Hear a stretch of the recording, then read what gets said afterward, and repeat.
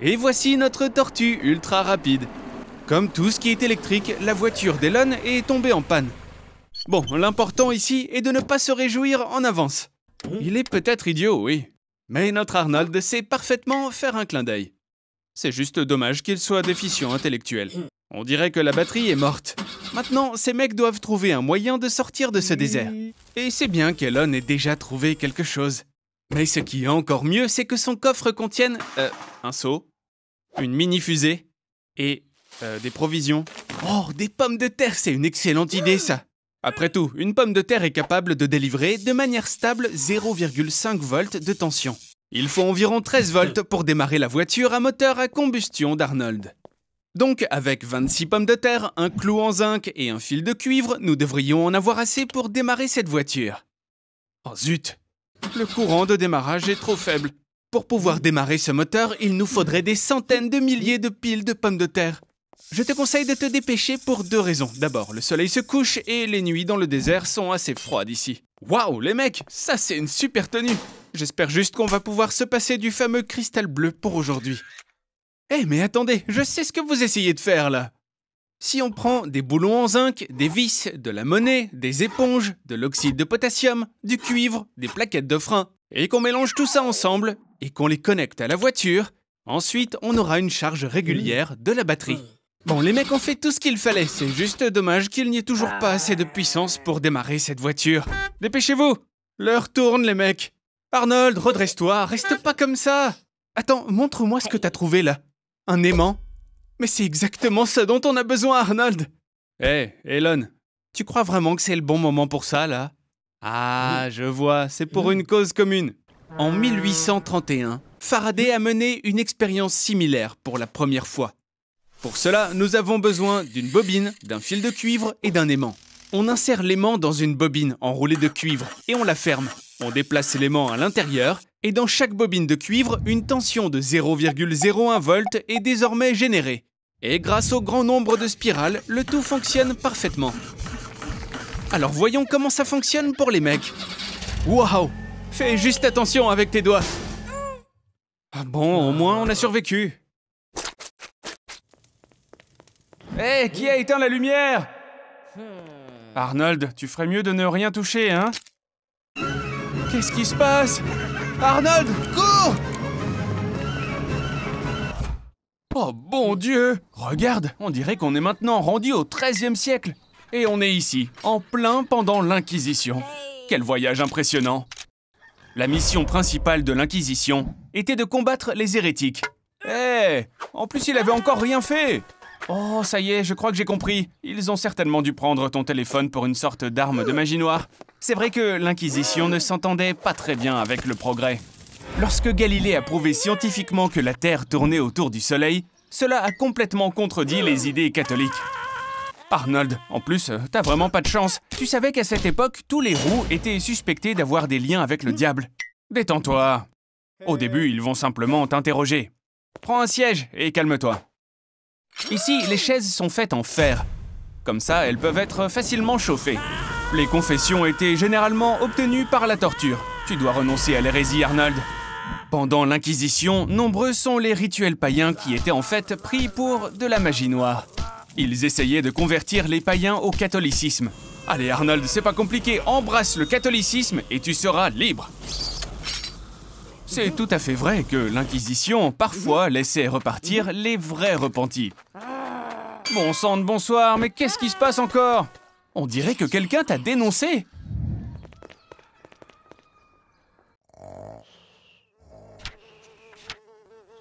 Calme-toi, Arnie, personne ne va venir te brûler. Selon la loi, ils te couperont juste la tête. Oh, d'Ivoire, on dirait que tu as joué un peu trop longtemps aujourd'hui, Arnie. La solution la plus raisonnable que je vois serait d'aller au lit. Bonne nuit, Arnold. Ouh. Passer toute la journée à jouer à tes jeux vidéo ne te laissera pas indemne. Car après une telle surexcitation, il y a des choses terribles qui peuvent arriver. Par exemple, la paralysie du sommeil. Le sommeil paradoxal est un état dans lequel le corps est immobilisé. Avec la paralysie du sommeil, ton cerveau se réveille, mais tes muscles restent figés. Tu peux donc voir et entendre, mais tu ne peux pas bouger. Pendant ces moments, des hallucinations peuvent se produire et tu peux avoir l'impression qu'un démon est assis sur toi. Mais ça ne durera pas très longtemps. Qu'est-ce qui ne va pas, Arnie? Est-ce que tu aurais peur de dormir dans le noir? Il existe environ 10% des personnes sur Terre qui souffrent de nyctophobie. C'est la peur de l'obscurité. En fait, les scientifiques pensent que ce trait est génétiquement hérité. Parce que, en leur temps, nos ancêtres avaient peur d'être mangés par des prédateurs nocturnes. Alors, c'est la raison pour laquelle notre imagination dépeint les images les plus terribles dans l'obscurité. Oh, on dirait qu'il y a quelqu'un derrière cette fenêtre. Ha! Et tu sais quoi? Dans le classement mondial des trouillards, toi, Arnold, tu obtiendrais la première place! Toutes les peurs sont formées dans l'amygdale du cerveau. Le sentiment de peur se forme dans ce tout petit sac qui mesure à peine 1,5 cm. Il a déjà existé des cas où l'amygdale de certaines personnes a été détruite à cause d'une maladie appelée Urbach-Witt, ce qui entraîne une neutralisation définitive de la réaction de peur.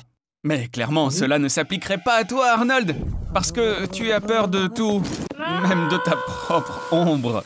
D'accord, je vais allumer la lumière. Comme ça, tu verras qu'il n'y a personne ici. Mais sache que dormir avec la lumière allumée est aussi une mauvaise idée, parce que ça supprime une bonne partie de la mélatonine qui est produite pendant le sommeil, ce qui peut entraîner un excès de poids. Donc, le choix me paraît évident, si tu ne veux pas devenir une créature encore plus nauséabonde, en surpoids, avec un ventre jaune, il faut que tu acceptes de dormir dans le noir. Et oui, s'endormir quand on a l'impression que quelqu'un d'autre est dans la pièce n'est pas une tâche facile. Peut-être que c'est juste ton imagination. Oh, ou peut-être pas. Montage. Félicitations, tu as la chance d'être la première personne à être clonée. Allez, entre dans la machine, Arnold. Qu'est-ce qui peut bien se passer?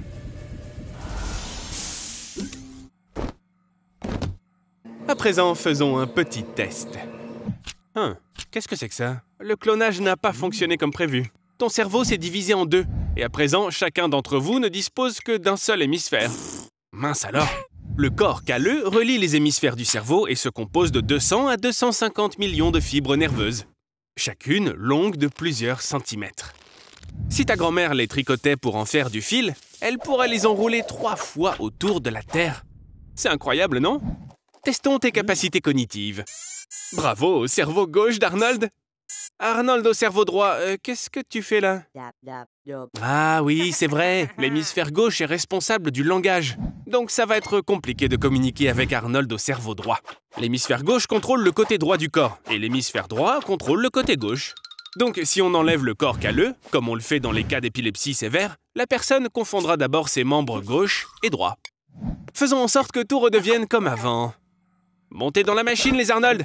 Oui, un par un. Et ne vous poussez pas! De toute façon, on ne commencera pas sans vous deux à l'intérieur. Faites attention!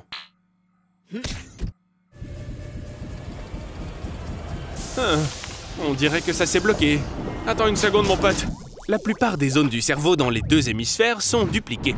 Par conséquent, si un hémisphère est enlevé, ou si une personne naît avec un seul hémisphère, l'autre hémisphère peut compenser la fonction perdue. Et la personne peut mener une vie tout à fait normale. Alors, comment tu te sens, Arnie? Est-ce que ça, c'est le doigt de l'autre Arnold?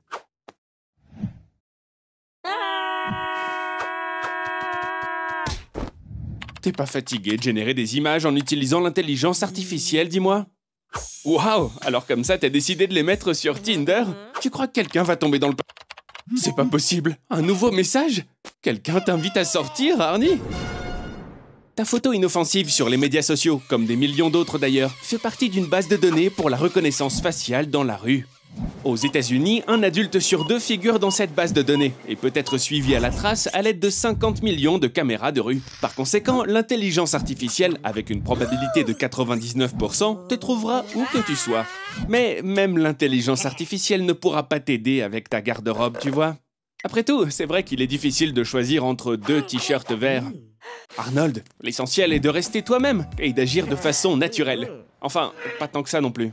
La base de données du populaire ChatGPT 3 peut être comparée à 285 000 livres, qui contiendraient chacun 200 pages. Si une personne lisait 7 livres par semaine, ça ne serait qu'au bout de 5 470 ans qu'elle lirait le dernier. L'intelligence artificielle peut venir à bout de cette tâche en seulement 5 ans. Ce qui représente une efficacité de 101 143% de plus qu'un humain. Tu es nerveux? Moi aussi. Et la voilà. Waouh, une vraie beauté! Mais comment elle est tombée amoureuse de toi? Ça, c'est louche. Et en plus, elle rit à tes blagues. Ça devient de plus en plus suspect. Elle a fait 10 strikes d'affilée? Complètement suspect. Arnie, tu es un très mauvais photographe. C'est pas vrai. C'est un robot doté d'une intelligence artificielle.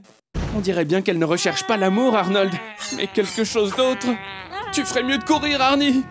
Le lance-grenade XM25 utilise une intelligence artificielle capable de reconnaître de manière autonome les cibles et de choisir une méthode d'explosion. Cependant, les armes les plus populaires dotées d'une intelligence artificielle restent les drones. Ils peuvent reconnaître des visages à 1 km de distance et le faire en pas plus de 2 secondes. Mais qui sait, peut-être que ces drones lâcheront quelque chose de tout à fait différent des bombes. Arnold, tu ne pourras pas te débarrasser facilement de cette cyberdame. Attends, j'ai une idée. Est-ce que tu as son téléphone? Dépêche-toi, tu dois la mettre hors d'état de nuire d'une manière ou d'une autre. Appuie sur le bouton rouge. On dirait bien que ça a marché. Et tu es toujours en vie. Alors, comme ça, tu cherches un emploi de programmeur? Et quoi? T'as seulement suivi des cours de programmation pendant 2 jours, en ligne? Franchement. Mais dans Roblox, on peut plus ou moins créer des jeux sans savoir programmer. Il est vrai que très peu de gens parviennent à créer un jeu leur permettant de gagner réellement de l'argent. L'idée même de la plateforme est née en 1989, dans le but de créer un simulateur pour étudier la physique. La version bêta de Roblox a été introduite en 2004, c'est-à-dire que Roblox est plus âgé que le joueur moyen qui a 13 ans. En 2016, Roblox ne comptait que 10 000 comptes. En 2019, 1 milliard! Tu peux imaginer combien d'argent tu peux gagner? Mais faire ça à bas prix ne fonctionnera pas. Un investissement initial est nécessaire. Le premier investissement dans Roblox était de 560 000 $. Le jeu du morpion? Arnold, tu crois vraiment que quelqu'un va tomber dans le panneau? Waouh, tu les as convaincus de te donner de l'argent? Une décision très téméraire de leur part. Et on dirait bien que quelqu'un va dépenser tout son argent avant la sortie du jeu. Un très bon jeu peut tout à fait être réalisé par quelques personnes dans un garage. C'est pas comme si tout le monde devait créer un nouveau Google. Mais ne fais pas la fête tout de suite. Alors, Arnold, il est temps maintenant de rembourser tous ses prêts avec les intérêts. Tu t'es peut-être dit qu'1% d'intérêt n'était pas beaucoup. Mais c'est par jour. Ça fait 365% par an. Et en prenant en compte les intérêts composés, tu dois désormais plusieurs fois ce que tu as emprunté. Des centaines de milliers de faillites sont enregistrées chaque année rien qu'en Amérique. 70% des startups échouent dès la première année. Et encore 25% dans les années suivantes. Tu n'as pas vraiment assez d'argent pour ça, Arnold. Tu vas devoir travailler pendant les 10 000 prochaines années. Maintenant, tu n'as plus rien à manger. Et nulle part où vivre. C'était un super jeu, Arnold. Dis-moi, j'espère que tu ne bois pas l'eau sale de la rivière. Bon travail, Arnie. L'eau sale, c'est la principale cause de toutes les maladies dans le monde. À cause de la consommation d'eau impropre, 3,4 millions de personnes meurent chaque année dans le monde. C'est presque 3 fois plus que pour les accidents de voiture. Et 20% de plus que pour l'obésité. Heureusement pour toi, tu as de l'eau potable. Quoi? Les éco-activistes ont pris toutes tes bouteilles en plastique. Bon, maintenant tu n'as plus d'eau. Mais je vois bien que tu as soif. Ne bois surtout pas l'eau de la rivière. Tu n'as pas vu le panneau? Oh, Arnie, tu vas regretter ça. Une seule goutte du Gange contient 3,5 millions de bactéries E. coli, soit 110 fois la norme. Et malgré cela, 40% de la population de l'Inde, soit 1,5 milliard de personnes, boivent l'eau du Gange. Et bien sûr, il y a d'autres éléments nocifs. Arnie, tu es où? Ah, ok, j'ai compris. Légère diarrhée, hein? Ce n'est que le début. Elle va devenir plus forte. De plus en plus forte. Et c'est déjà un problème. Tu vas devoir investir. Pourtant, tu aurais pu simplement purifier l'eau de la rivière. On peut purifier l'eau d'une rivière grâce à du tissu. Il filtrera le sable et la saleté. L'ébullition permettra de se débarrasser de 99% des micro-organismes nocifs. Et la méthode la plus efficace est la purification chimique, en utilisant par exemple des comprimés de chlore. À ton avis, quel est le goût d'une telle eau? T'as beaucoup regardé Discovery Channel, n'est-ce pas? En effet, lorsqu'il n'y a rien à boire, les aventuriers ont recours à l'urine. Mais dans ton cas, ça n'est pas possible à cause de la déshydratation et d'un manque de force. Oh, Arnold, tu es de retour! Des personnes bienveillantes t'ont aidé à sortir de là. Comme l'eau est savoureuse, hein? Mais ne baisse pas la garde! Entre l'amour et la haine, la frontière est mince. Cours, Arnie! Tu penses que t'as eu de la chance? Eh bien, tu te trompes. Une fois de plus.